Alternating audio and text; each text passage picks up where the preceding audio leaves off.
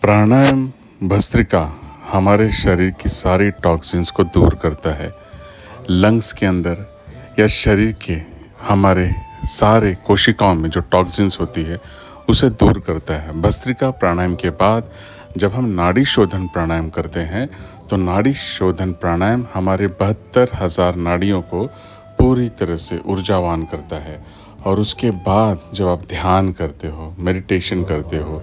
तो उस ध्यान और मेडिटेशन में सांसों के द्वारा जब हम अपने श्वास के ऊपर नियंत्रण करते हैं, जब धीरे धीरे श्वास के प्रति जागरूक होते हुए अपने शरीर के सारे ऑर्गन्स के प्रति मंत्राओं और मुद्राओं के द्वारा जब हम कोई भी चैंटिंग करते हैं,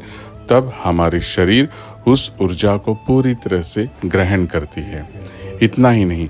जैसे ही ध्यान में हम पूरी तरह से मग्न हो जाते हैं, तब हमारी शरीर पूरी तरह से हीलिंग अवस्था में आती है और शरीर को बहुत शक्तिशाली करती है, हील करती है। शरीर पूरी तरह से शिथिल होता है, मन शांत होता है, आत्मा तृप्त होते जाती है और शरीर के अंदर एक नई ऊर्जा प्राप्त होने लगती है। और ऐसा प्रतीत होता है जैसे जन्मों जन्म की थकान आज शरीर से दूर होते जा रही है।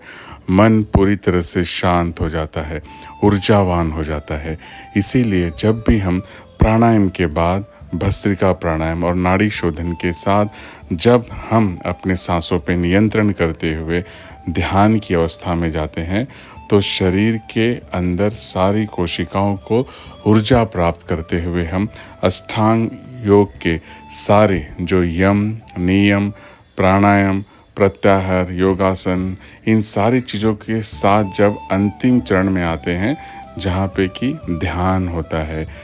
ध्यान की अवस्था में, उस तुरीय अवस्था में जब मन इस एकाग्रता भरे ऊर्जा को प्राप्त करता है,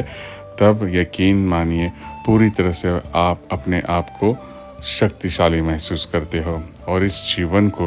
पूरी तरह से परिपूर्ण होते हुए आगे के जीवन के लिए तैयार होते हो। ओम नमः शिवाय।